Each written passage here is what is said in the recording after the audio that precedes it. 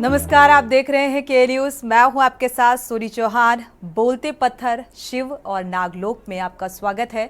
वैसे तो हमारे देश में जगह जगह रहस्य भरे पड़े हैं और आज का विज्ञान भी इन रहस्यों के आगे फेल हो जाता है। के न्यूज एक ऐसे ही रहस्य से पर्दा उठाने और हकीकत को जानने के लिए उत्तर प्रदेश और मध्य प्रदेश की सीमा पर बसे बुंदेलखंड के बांदा जनपद स्थित रहस्यों से भरे प्राचीन बामदेवेश्वर पर्वत पर फोकस करने जा रहा है। देखिए ये हमारी खास पेशकश, बोलते पत्थर, शिव और नागलोक। शजर पत्थर के लिए विश्व प्रसिद्ध बांदा।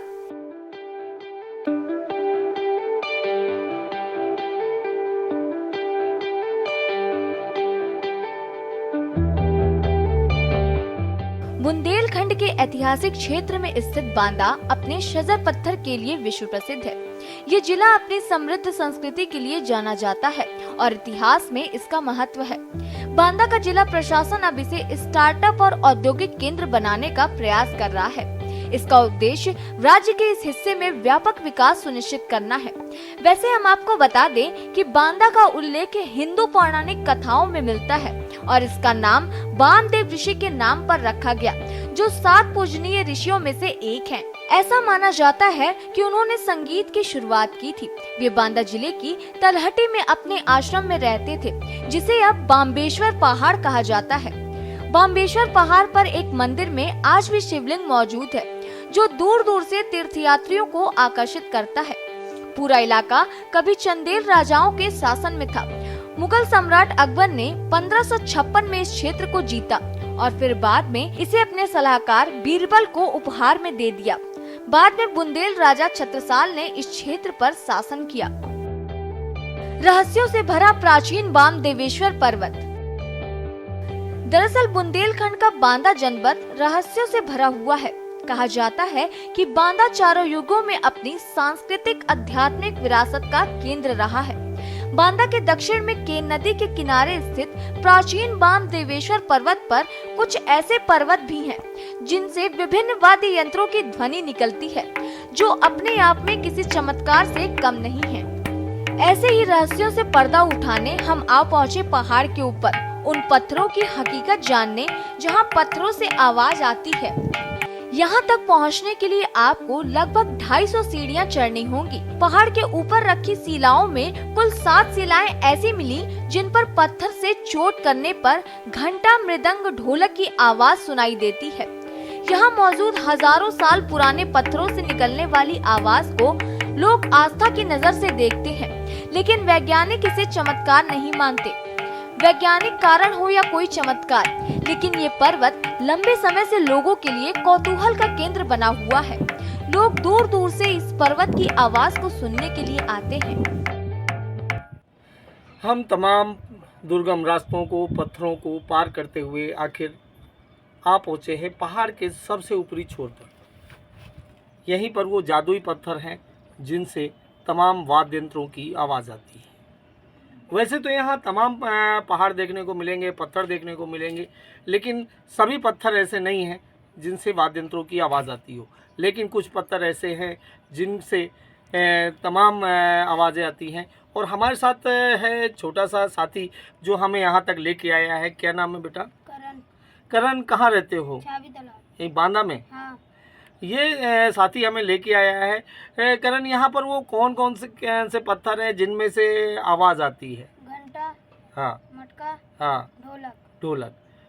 तो जरा वो बजा करके दिखा दो कि कौन कौन से पत्थर हैं।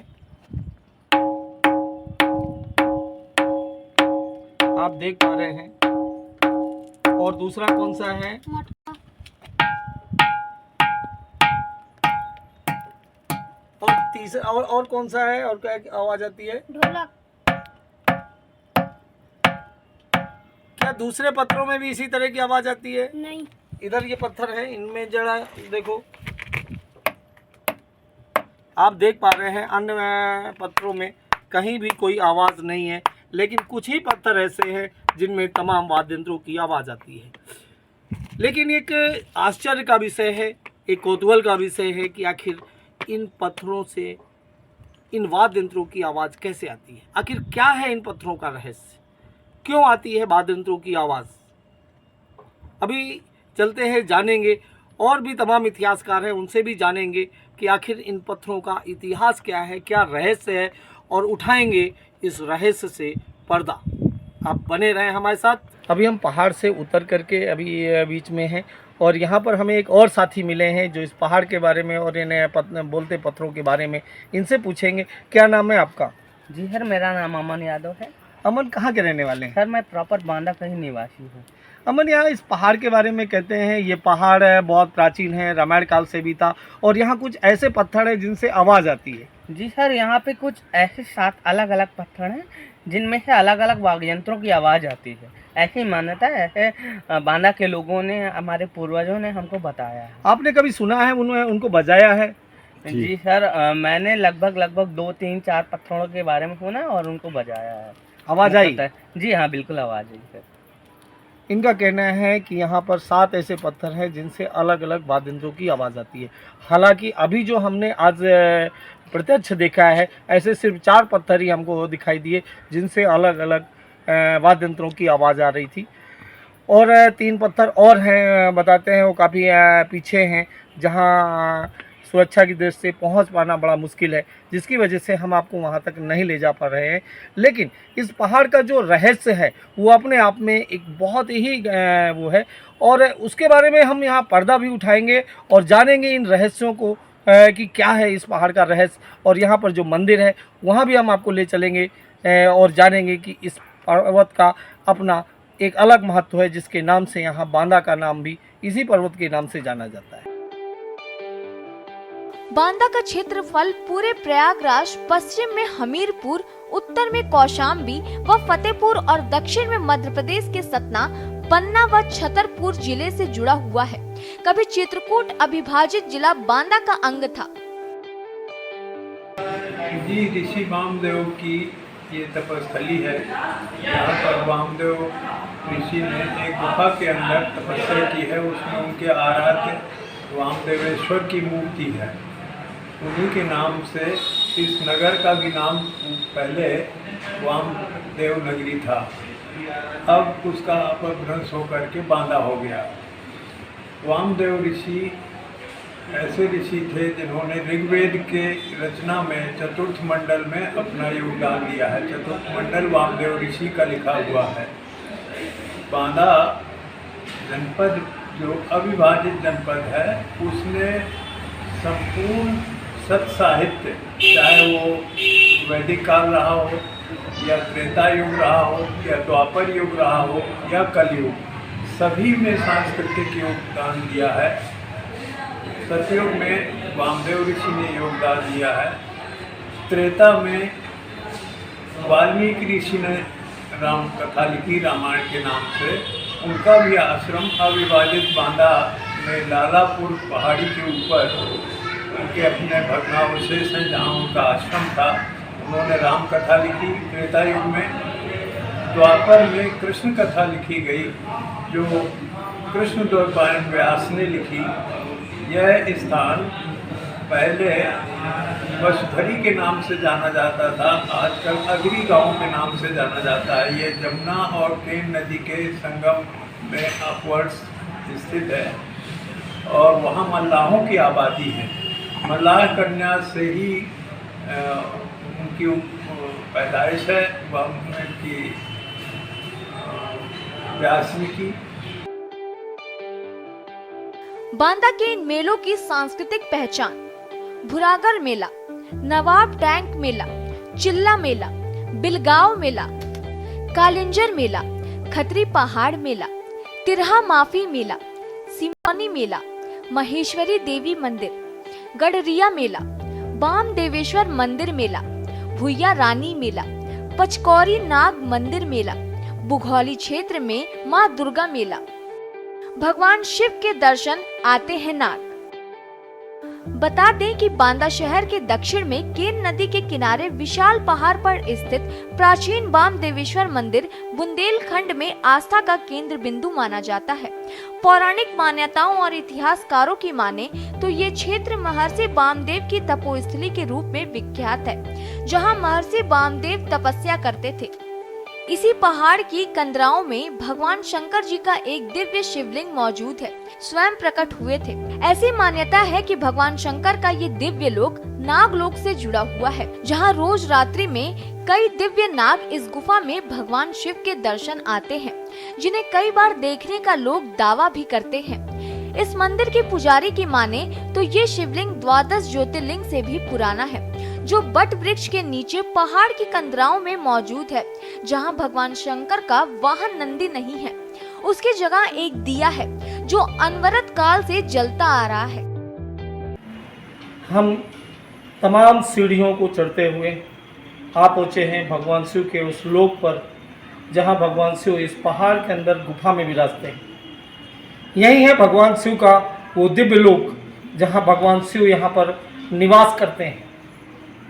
जी हाँ, मैं आपको बता दूं कि बांदा का ये बाम्बेश्वर पहाड़, जहाँ तमाम ऐसी दिव्य अनुभूतियाँ इस पहाड़ के अंदर हैं, तमाम ऐसे रहस्य इस पहाड़ के अंदर हैं, और जाने माने ऋषि जो पुरातन काल से, रामायण काल से रहे ऋषि वामदेव, उन्हीं के नाम पर बांदा का नाम भी बाम्बेश्वर पड़ा। और उनकी ये तपोस्थली, भगवान शिव का ये स्थान अपने आप में एक पौराणिक महत्व रखता है, और तमाम सारे रहस्यों को अपने अंदर समेटे ये भगवान शिव का ये दिव्य लोक, जो हम आपको अंदर ले चलेंगे और दिखाएंगे और जानेंगे इसके बारे में। हमारे साथ यहाँ के मंदिर के जो हैं उसके बारे में जानेंगे। सर, क्या नाम है आपका? पुत्तन तिवारी। ये पुत्तन तिवारी जी हैं, मंदिर के संरक्षक हैं, यहाँ पर देख रेख करते हैं। इस मंदिर के बारे में कुछ बताएं। ये मंदिर रामायण काल से प्राचीन है, विश्व का पहला लिंग है। आप 12 ज्योतिर्लिंग किसी में जाओ, सब में आपको नंदी मिलेगा, यहाँ नंदी नहीं मिलेगा। यहाँ केवल दिया है, नादिया नहीं। यहाँ जो मांगिए वो आपको मिलेगा। 12 ज्योतिर्लिंग सब इसके बाद के हैं। महर्षि वामदेव की तपस्या के द्वारा ये उत्पन्न हुआ। ये इसकी विशेषता है कि यहाँ आने वाला कभी खाली हाथ नहीं लौटता।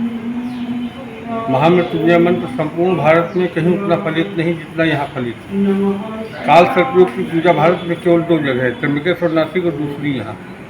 यहाँ पर यह भी बताया जाता है कि एक किंवदंती है, या इसके बारे में हकीकत क्या है ये तो आपसे ही जानकर होगा। यहाँ कहते हैं कि रात में यहाँ मंदिर जब बंद हो जाता है तो यहाँ पर एक दिव्य नाग यहाँ पर आता है और भगवान शिव के दर्शन करता है। इसमें कितनी सच्चाई है? आज भी आता है वो, उसका 7 रूपों में दर्शन हमने किया हुआ है। इच्छाधारी है वो, किसी भी समय आता है। रात का तो पर्टिकुलर टाइम है, लेकिन आने को किसी भी समय आ जाता है। लेकिन जिस समय आएगा आपको एहसास करा देगा, मंदिर में कोई नहीं होगा, आप होगे वो होगा।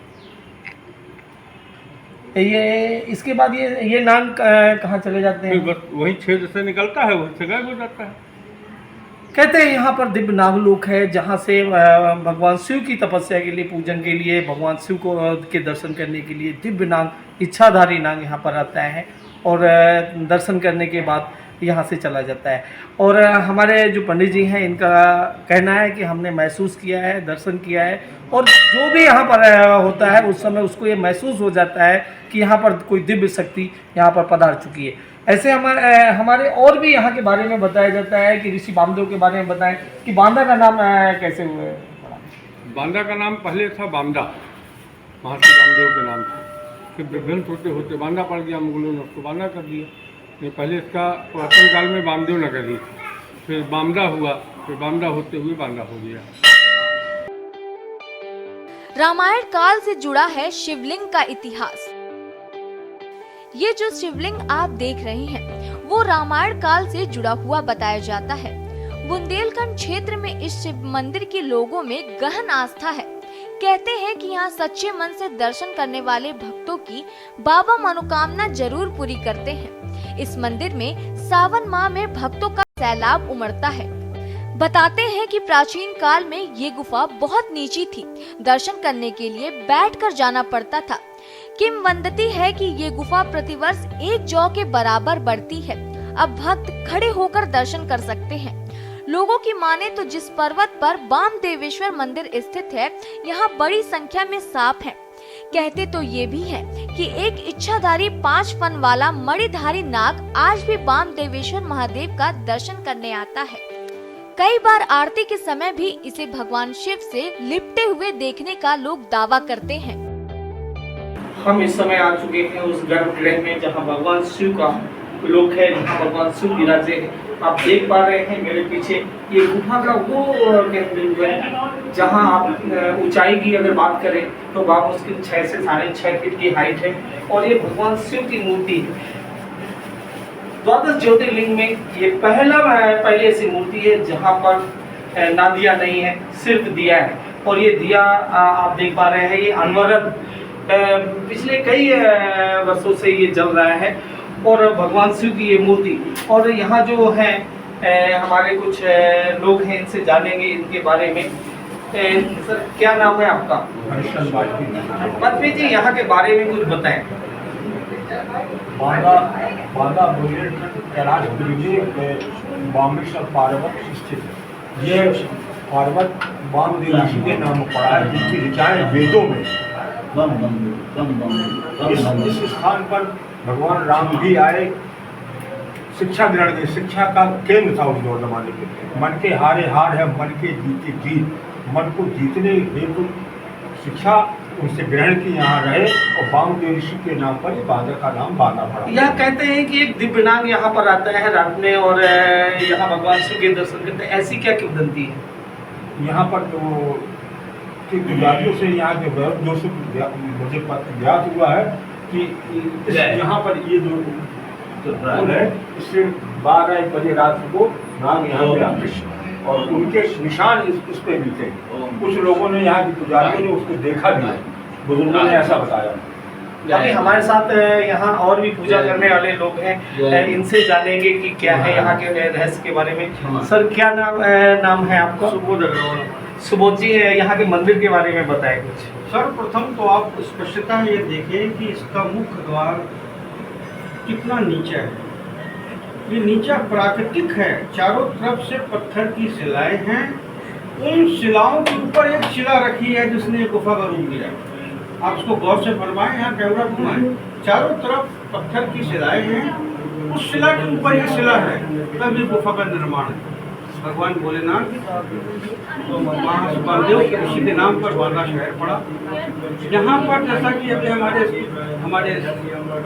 हमारे संवाददाता ने स्वयं कहा, यहाँ दिया ही दिया है, ना दिया नहीं। जो भी कामना करें जरूर पूर्ण होगी। भगवान शंकर की कृपा से ही हम सुखी और संपन्न सब हो सकते हैं, बशर्ते उनको सादर प्रणाम करते हैं। ये दिव्य नाम की कहानी क्या है? दिव्य नाम के बारे में यहाँ क्या ऐसा क्या है? ये किंवदंती नहीं है। ऊपर वामदेव पर्वत एक विशाल बहुत बड़ा पर्वत है जहाँ पर नदी का पानी इनके गल से आता है और साफ होकर पूरे शहर को सप्लाई होता है। इतना ऊंचा पहाड़ है। उस पहाड़ की कंदराओं के बीच से, उन पहाड़ों की कंदराओं के बीच से होते हुआ एक ऐसी भी छोटी सी गुफा है जिससे भगवान शंकर का जो श्रृंगार है, सर्प देवता, वो भगवान शंकर को यहाँ पर रोज उनसे आते हैं, उनके साथ उनकी जलेरी पर बैठते हैं, विराजमान होते हैं, अखेलियाँ करते हैं और वापस चले जाते हैं।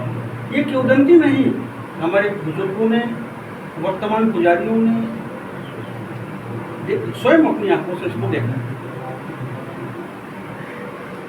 यहाँ जो आप देख पा रहे हैं कि ये भगवान शिव की मूर्ति है और पीछे यही वो जगह है जहाँ से वो दिव्यनाथ यहाँ आता है और भगवान शिव की जवेरी पे यहाँ पर निवास करता है और प्रतिदिन भगवान शिव के दर्शन करते हैं और इसके बाद यहाँ से चले जाते हैं। और ये पीछे का ये गर्भगृह आप देख पा रहे हैं कि बहुत ही सकरी जगह पर बना हुआ है और यहाँ भगवान शिव स्वयं यहाँ पर विराजते हैं। ये दिव्य है और अलौकिक है, इसके बारे में कुछ कह पाना कहते हैं दिया दिखाने के बराबर। पंडित जी, इस गर्भगृह में जहाँ भगवान शिव की मूर्ति है वहाँ एक छेद है और ऐसा लोग कहते हैं कि यहाँ एक दिव्य सर्प आता है और भगवान शिव के दर्शन करता है। क्या कभी आपने देखा है? अंदर देखा है मैंने सांप को, लेकिन वो जो है सर्प आता है पूजा करके चला जाता है। और एक सर्प के दर्शन मुझको बटवृक्ष के नीचे हुए थे और वो भी तांबिया नाग था जो कि बिल्कुल ऐसे पूरे खनकारे बैठा था। उसके बाद फिर उसके कभी दर्शन नजर नहीं हुए। यानी जो कहा जाता है कि यहाँ से नागलोक का भी रास्ता है और नाग यहाँ आते हैं, हाँ। क्या ये सही है? नागलोक का रास्ता तो नहीं बता सकता मैं, लेकिन नाग यहाँ आते हैं, ये पक्का है। नाग यहाँ आते हैं और भगवान शिव के कई बार तो लोगों ने आरती रुक गई है, सांप अंदर रहा है, जब चला गया तब आरती हो पाई। मान्यता है कि वनवास काल में भगवान श्री राम महर्षि वामदेव से मिलने आए थे और यहीं पर भगवान शिव की पूजा की थी। कुछ लोग बांदा को महाभारत काल का विराट नगर भी कहते हैं, जहां पांडवों ने अपना अज्ञातवास बिताया था। के न्यूज ऐसे किसी भी दावे की पुष्टि नहीं करता, लेकिन यहाँ पर विराट नगर होने के कुछ अस्पष्ट प्रमाण होने का लोग दावा जरूर करते हैं। ऐतिहासिक और धार्मिक महत्व के बुंदेलखंड में अनेक स्थल उपेक्षित हैं। अगर इनका समुचित विकास हो जाए तो क्षेत्र में पर्यटन को बढ़ावा मिलेगा, साथ ही रोजगार के अवसर पैदा होंगे। इस बात को संज्ञान में लेते हुए प्रदेश के मुख्यमंत्री योगी आदित्यनाथ ने बुंदेलखंड के ऐतिहासिक धार्मिक महत्व के स्थलों का कायाकल्प कराने का निर्णय लिया है। के न्यूज के लिए बांदा से संवाददाता भगत सिंह की रिपोर्ट। इस खास प्रोग्राम में इतना ही। आगे खबरों के लिए आप देखते रहिए के न्यूज इंडिया।